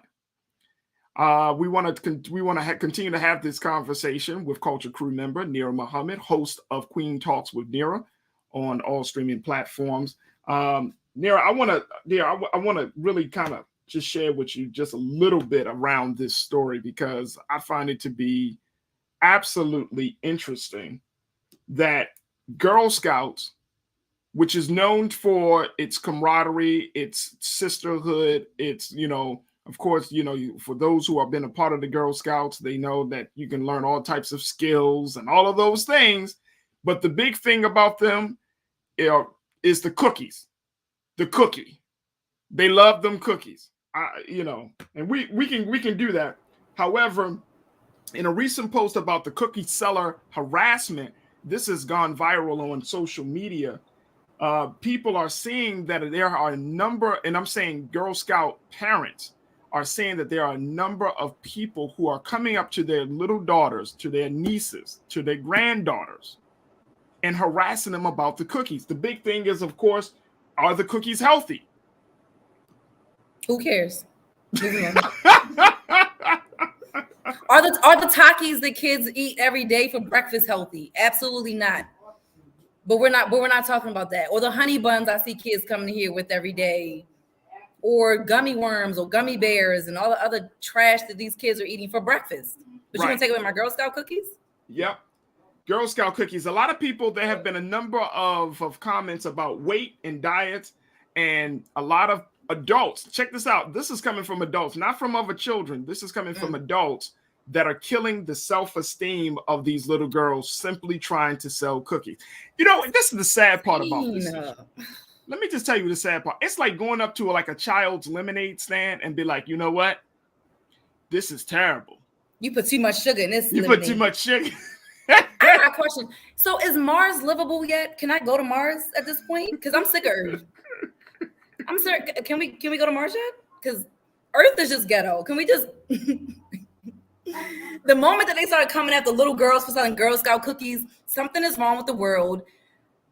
I don't like it. I can't eat Girl Scout cookies because they're not gluten-free. I think they have one gluten-free cookie, but there's a new brand of gluten-free cookies that is like a mimic of Girl Scout cookies. Okay. That's how big Girl Scout cookies is, though, that they had to make a whole brand. The Samoas. You talking about the Samoas? Huh? The Samoa cookies? Which ones? I like the fudge cookies. Oh, the fudge cookies. I like the Thin Mints and I like the birthday cake ones. Yeah, I said Samoas. Those samosas. Thank you, those nasty. The only one I hated was the one with the coconuts because I hate coconuts. Yeah, I'm not a coconut fan. But any other Girl Scout cookie, give it to me. And come on, people talking about you're overweight. You never heard the word moderation? Yeah. You can't eat. So you're telling me you never eat sweets. You don't go to the ice cream parlor. You don't eat pizza. You haven't had a burger. Sit down. People are so annoying. And that's so funny because how many times have you gone up to the ice cream truck and be like, this shit is unhealthy? Let me get some of those. How many times? How many times do you hear the ice cream man outside the door with the little bell? And you talking to wait a minute, hold on, kids, hold up. How many adults do we see in the McDonald's line still? I'm surprised McDonald's is still around. How? Because after you turn 25, it messes your stomach up. One bite and you on the toilet. Explain yourself, over 25-year-olds. Hey, look. How y'all eating McDonald's still? Apparently. This is a real problem. McCole checked in and said, quote, people are harassing the girls selling Girl Scout cookies. That is foul. That is beyond foul. And I agree with him. You know what I'm saying? Like, here's the thing. And this is, you and I often have this conversation, right? People's diets are changing. People preferences are changing, right? And on the flip side, it's absolutely insane that adults will go off on children about something that children cannot change. Children don't make the cookies. They're just simply selling them so they can get their little... They could just walk their need to be on a diet tail right on by, mind their business. And you know what's funny, though, about that deal? You know what's funny about that?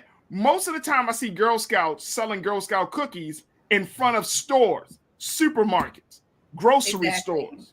Exactly. So you don't have to buy the cookies. You don't have to buy the cookies. It's like if you don't want to watch this show, you don't have to watch. I never forget. I was on the air with Kathy Hughes, Miss Kathy Hughes, the great Kathy Hughes, and we were doing this radio show together. And people would she said people would call her up, and she was talking about how she used to do radio with her and Dick Gregory back in Washington, D.C. years ago. And she said, Farajii, people would call up and say they don't like the show. They don't like what we're talking about. And she said, you know what I would tell them? Turn the station. You don't have to listen. I feel like that 100%. If you don't like, I get tired of people complaining about stuff that they don't have to be a part of. You don't have to participate. You don't have to indulge. It's just that simple.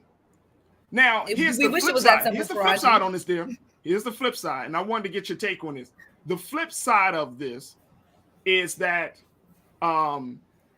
if the Girl Scouts are concerned about harassment, how about starting making some cookies a little bit that speaks to the health, the dietary preferences of people, because everybody doesn't eat the same. But they already did. They do have that already. They just sell under the Girl Scout banner. No, not like another company. No, under Girl Scout, they do sell Girl Scout cookies. One of my students sells Girl Scout cookies, but they always sold out of the gluten-free cookies. Right. I was like, see, everybody wants the gluten-free cookies. Everybody wants crap on gluten-free. But those cookies sold out fast. So Girl Scouts, they do have vegan cookies, and they do have gluten-free cookies. They have options. People are just stupid. That's okay. Okay. No way to put it. You are an idiot to go and harass a 5-year-old about a cookie that you don't want to buy. Walk your fat ass on by and go in the market and get you a piece of celery and keep it moving. I want my cookies. Mind your business. Right.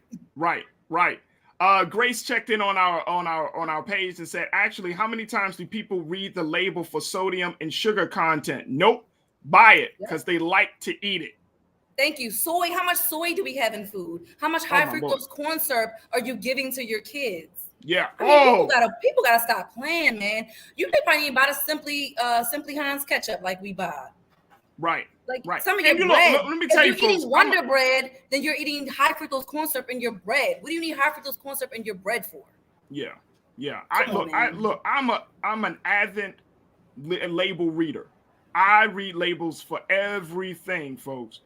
We don't do high fructose corn syrup. Nope. We cut out soy. Label read. We try to get as natural. And look, let me just say this, and I know we got a lot of healthy people that are watching. Every single thing that you eat won't always meet the standard of your health needs. Right. You can eat like Tom Brady. And guess what? If you get a little extra sodium here, a little extra sugar there, I mean, it's not going to kill your body. It's in moderation. But it is in moderation. I'm in total agreement about that. I'm in total agreement that and I think it speaks more not just to the cookie itself, but to the attitude and to the time that we're living in, dear, where you're seeing people feeling like it's in their place to go up to a child and to traumatize a child. Yeah. I mean, that's traumatizing when you really think about it. Here, if our daughter is selling some cookies and she's with her troop leader, and then you have somebody walking up to her, badgering her and berating her, and they're gonna get a 2-piece. They're gonna get a 2-piece. And then you ain't talking chicken.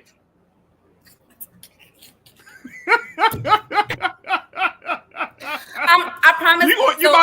You about to get this. You about to get this chicken with them cookies, sir. I'm only violent when it comes to my kids. Let me just make that. I'm not a violent person, y'all. I'm only 4'11", but when it comes to my babies, I don't play.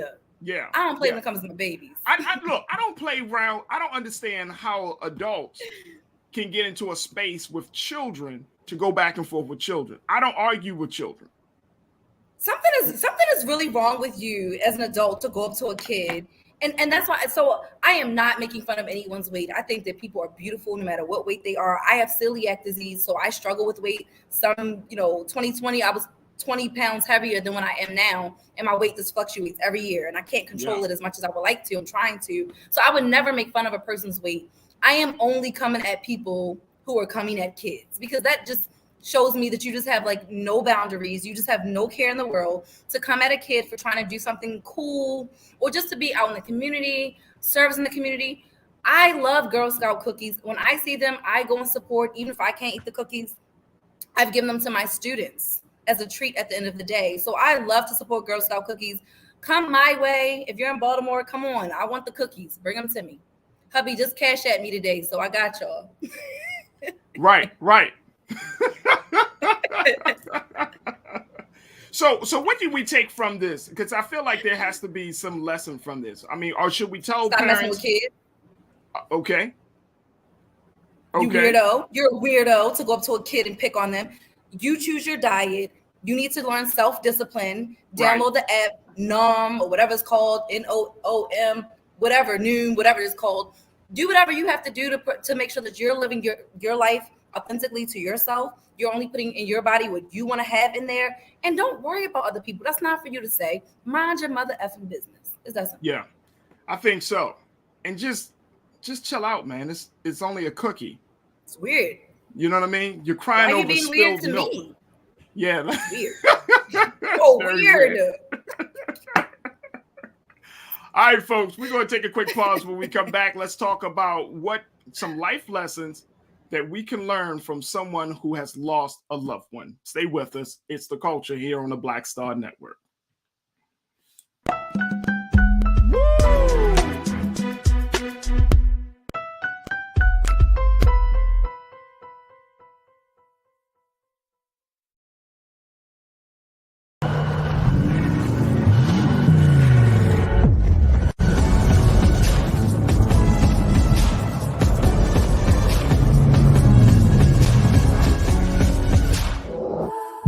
Don't you think it's time to get wealthy? I'm Deborah Owens, America's Wealth Coach, and my new show on the Black Star Network focuses on the things your financial advisor or bank isn't telling you. So watch Get Wealthy on the Black Star Network.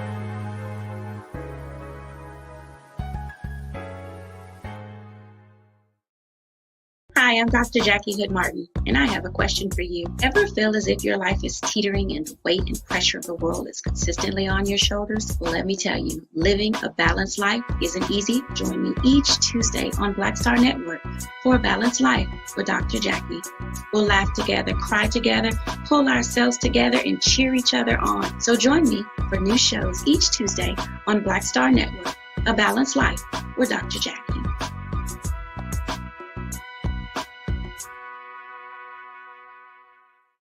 Pull up a chair, take your seat.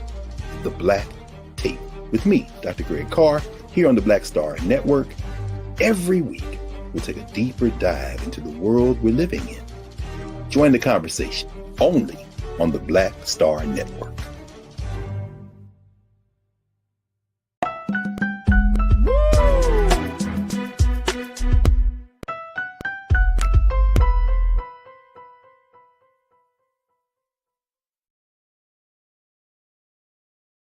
Folks, as we close out today's show, I thought that it was appropriate that we at least have a conversation about love, loss, and finding yourself when things in your life seem to be going off track. These are some of the big things that have affected actress and entrepreneur Lauren London after she lost her longtime partner, Nipsey Hussle, tragically back in 2019. If you remember the story of Nipsey, he has been a hip hop artist. He was a businessman. I mean, he owned a lot of great shops and just doing a lot of entrepreneurial ventures. And unfortunately, back in 2019, he was killed as a result of gun violence. Now, his death just shook the hip hop community and all of us across the country. And it's amazing that it's been really 3 years since he was gunned down in the parking lot of his store, The Marathon, located right there in South Los Angeles. Now, to Lauren, she talks about how she has been dealing and dealing with the grief of losing Nipsey. She said on a recent podcast, when she was asked how it feels to have a plan for your life and then have that picture you imagined torn apart, she said, quote, "It is the ultimate test of surrender, letting it go and letting God now move in your life." I think for me, I had this idea. We had the kids, we had a family, but the head of the household is not here anymore. Does that mean I have no purpose here anymore? No, I still have a purpose. I still have a mission. And now I have to tap into myself. I had to surrender my idea of what I thought my life should be and give my children the opportunity for a happy life. I want to bring in Nira Muhammad as we have this final conversation. Dear, when we think about the grief that Lauren London had to work, and she's still grieving.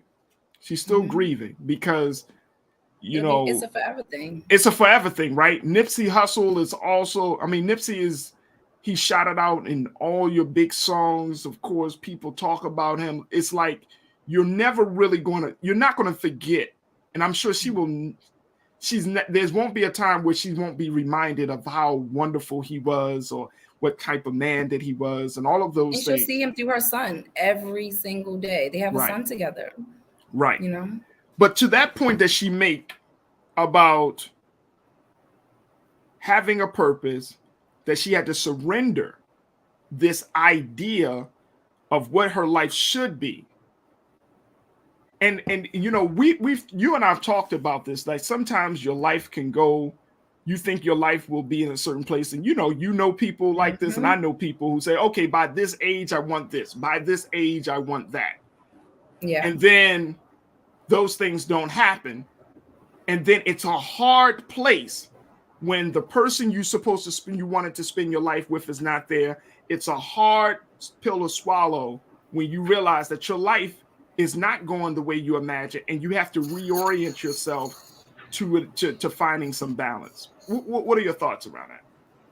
I think it's really beautiful, for one, that Lauren had the courage to really talk about it, because we really don't get to hear about the other side of that grief. So to hear Lauren talk about how she had to surrender what she thought her life was supposed to be like, that was real. That really hit home. And I want to say, there's nothing wrong with having a plan for your life. You should have a plan for your life. You should have expectations for your life. I think the big difference is getting out of saying, by the age of, I need to have this done, instead of just making it a little bit more loose. During my lifetime, I want to accomplish this. I don't want to get into the habit of saying, by the age of 32, I need to have XYZ, because then the moment that you don't live up to that expectation, now you're looking at yourself as you're a failure. So instead of saying, I want to accomplish this by a certain age, say, I want to accomplish this in my lifetime. Yeah. Because this, like the black woman from Black Panther, what was she, in her 80s? She had always wanted to be an actress, and it wasn't until her 80s that she got a breakout role in Black Panther. So You're never too old to live up to your potential. You're never too old to live up to your purpose. We have to get out of putting a date stamp on something when we don't have control. We really don't.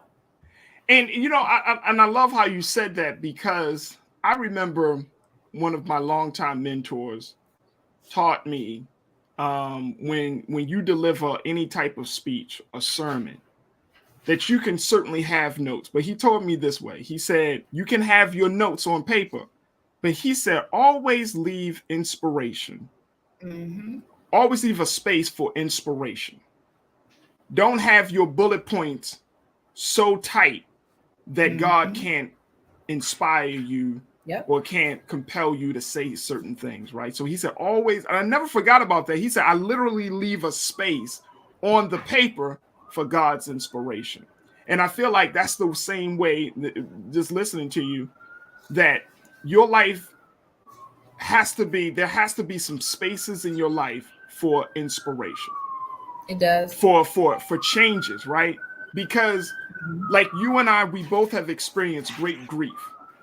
You know what I mean? We've experienced grief. And when you experience grief, man, it feels like your balance is off, your mind is off, your spirit has been shaken.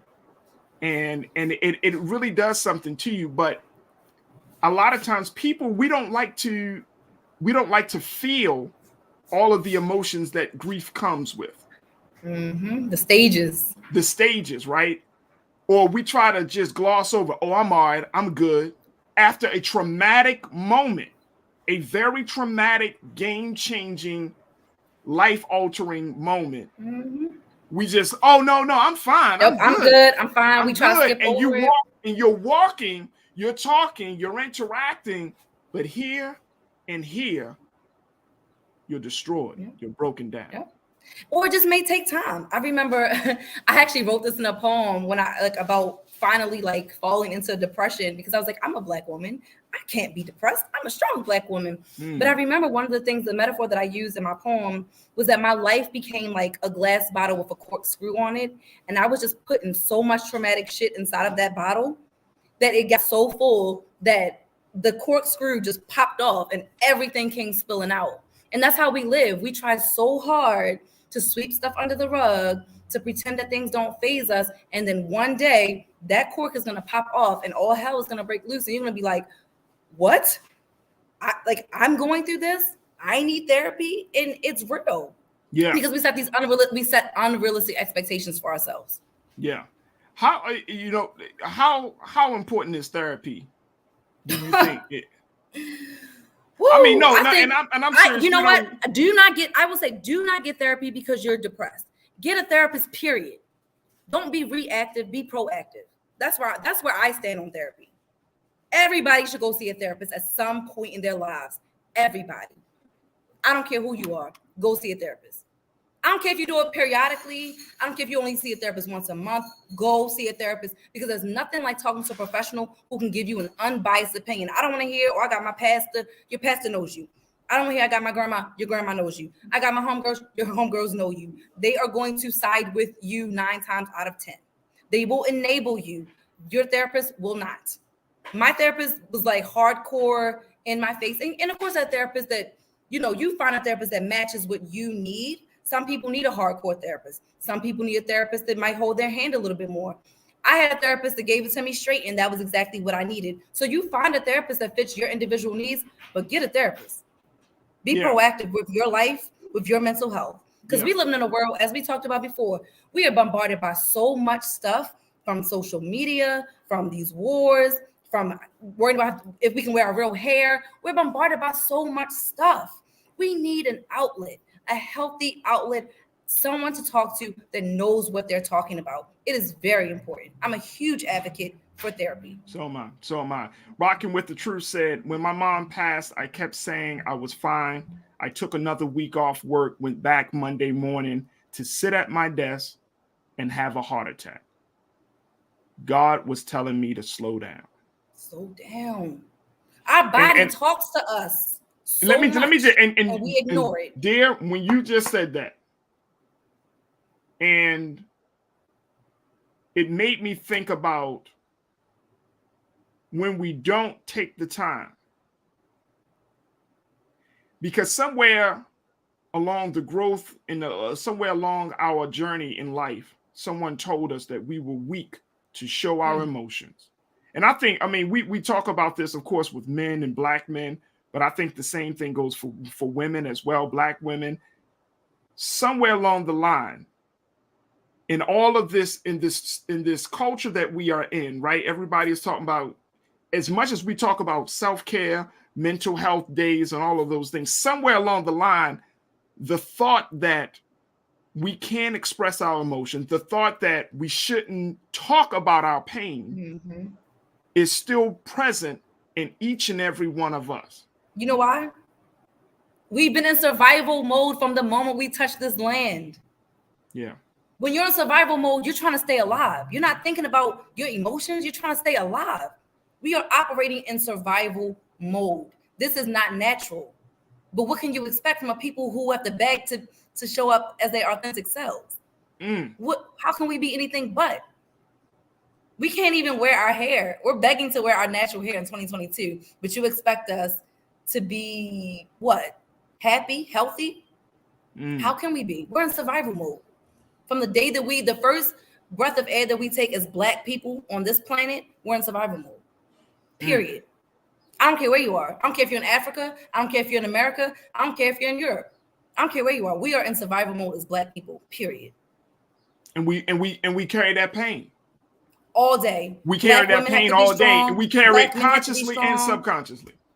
Exactly. That's why I rebuke being called a strong Black woman. Don't ever call me that, because that's your way of telling me that I can lie down and take pain. No, I cannot. No, I can't. I'm a woman. I'm vulnerable. Treat me like a white woman. I'm blonde. I want to be weak like her. I want to be mild like her. I want to be dainty like her. I want someone to open my car doors like her. I don't want to be the strong Black woman that has to bear the brunt of everybody and all of society, including Black men. No longer. No more. I love it. I absolutely love it. And I think to that point, you know, what Lauren was mentioning about, you know, just being open to change. Mm-hmm. You know what I mean? And just being open that things will happen in your life. You know, there's nobody that's living that doesn't have a problem. Nope. We all got problems. I mean, seriously, let's keep Everybody. it real. I know, no, and that's I know real. when White, I hate Black, when people, Asian, Indian, big, small, nobody, child, everybody adult, has a problem. Everybody. And look, I hate when people say, I ain't got no problems. You're lying to yourself, therefore you're lying to me. Yeah. And I can't trust nothing else that you say coming out after that statement. Yeah. Because we all got problems. We're all trying to figure life out, right? Yeah, like and when life doesn't go. People, I'm sorry. I hear people talk about depression now. They talk about it as if it's like an anomaly. Like we're all gonna go through depression at some point in our lives. Yeah, why do we act like it's it's isolated? Like only certain people go through depression. You're human. You live in America. You live on this earth. You're gonna go through depression at some point. It's that simple. Stop making it like it's this rare disease. It's not. And you know what? That's a whole different conversation. I think we really do need to have that. We that do. We gotta have mental health. And having a full understanding that, you know, mental health is a priority, and it has to be a priority not only for the community, it has to be a priority within our culture. But I love the fact that just some of the big points that you brought up today, talking about, you know, dealing with grief, dealing with therapy, very, very timely. Dear, I got to let you go, but I appreciate you. Thank you so much for checking in today, having great conversations. I thank you so much. I see you. And someone said on the chat, it's been a long time since they've seen a real chalkboard. Listen, I actually use that chalkboard too, but I have a smart board too. So yeah, I'm fancy over here. I got the big, but I'm old school. Technology will shut down on you, man. It will shut down on you. I keep it old school. I got my chalk and everything. There you go. Nira Muhammad, who is an author, she's an activist, and she's host of Queen Talks with Nira Muhammad. You can find it on all of the podcast platforms. Thank you, Nira. Thank you, dear, for checking in tonight. Always. We appreciate you. All right, folks, that's going to do it for me. Man, oh man, what a great show. Great conversations. And again, folks, we are 30 days in. We are starting on the new day for the next 30 days. And I truly, truly appreciate each and every one of you for supporting us here on The Culture each and every day. Your comments, your insights, just tuning in. And of course, we need your financial support. So make sure you do your due diligence. If you've been enjoying what you've been hearing all these past 30 days, this past week, all today, then show your support. You can go to Black Star Network, download the app for free, and you can support the Black Star Network as a Black-owned media outlet. This is amazing. We are on to something absolutely magical. It's something phenomenal right now with Black Star Network, and we need your support. All of the programs that come on every day, every week, of course, Big Brother Roland Martin, we're doing it. We're absolutely doing it. However, we can't do it. We won't do it without your support. So make sure you show your support. All right, folks, tomorrow I got a fantastic lineup of guests and folks that are going to be joining us. We're going to bring some new faces and some new voices. So make sure y'all tune in tomorrow. As always, never be afraid to challenge what's wrong. Stand for what's right while being yourself in the process. God willing, we'll talk tomorrow for another exciting edition of The Culture right here on the Black Star Network. Peace and love, family. Thank you for tuning in.